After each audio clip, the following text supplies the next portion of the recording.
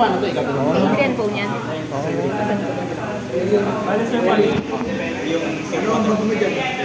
Di ba makagroup na 8 oh.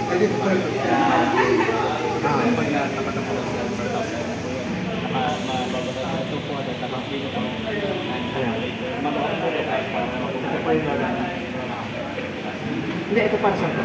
Ito po yung pang ng Para sa tubig. Kasi ito yung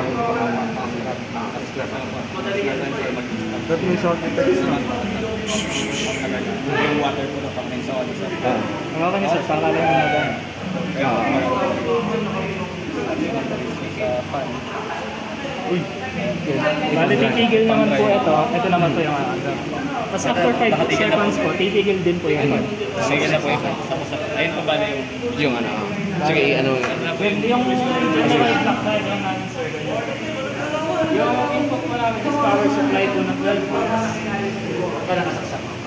Kasi mga infrared sensor po. Apat. Then yung mga output po namin sir is ito pong sa soap section, yung brush, yung tubig para po nakita, tsaka po yung fan. Ano to? driver module. Para po makakontrol ang mga po yung dalawa. Motor. Pag wala po kasi yun sir, bali pag sa lang po ng gumagana. Dapat ano, para Controlled by Arduino. Kasi yung nag-aalit. Sir, ito po yung basic. Sige. Diagram. Okay. Yan yung performance niya po. Ito po yung mismong connection diagram. Bali yung infrared 1, 2, 3, 4. Yung ground po nila. Saan yung mga infrared? Ito po Ang apat na sensor.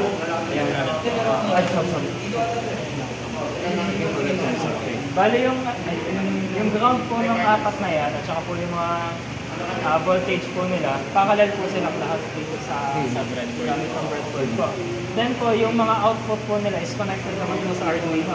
Yung positive, direct. Mga digital pins.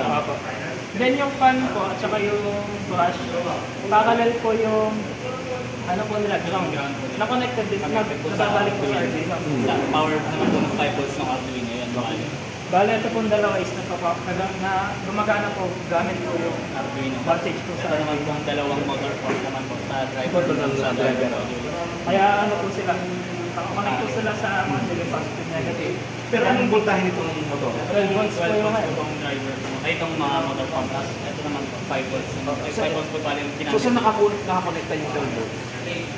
Sa driver? Sa driver. Tapos yung bali po niya na power is yung 12 volts po na power supply doon. Then yung ground niya po, babalik din po sa Arduino. Sa Arduino po lahat balik. Ito sa 5 volts dito sa laptop, di ba? Okay. Then yung code niya po, Explain mo yung code. Ano, paano? ano. Bale, essentially po, nag-assign pa lang po tayo ng mga pangalan, tapos specified number po nila.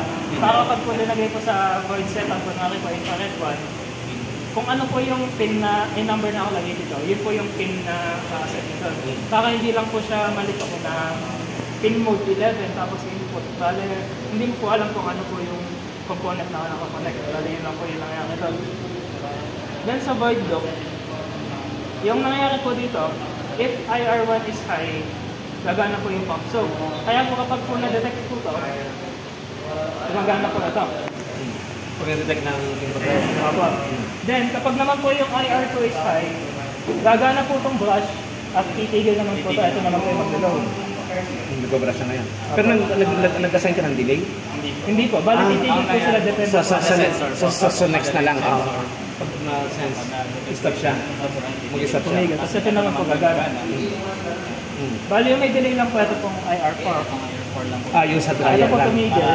Titigil po ito. Tapos after 5 seconds po. 5 seconds po tumigil yung lang po siya ng kusa. Kasi last na station na po yun. Ilagay mo rin sa PowerPoint to, ha? Nakalagay po, I-capture sir. mo. Mas madali lang po kasi yung explain. Pero i-ano mo, i-send mo rin sa akin itong code na to, ha?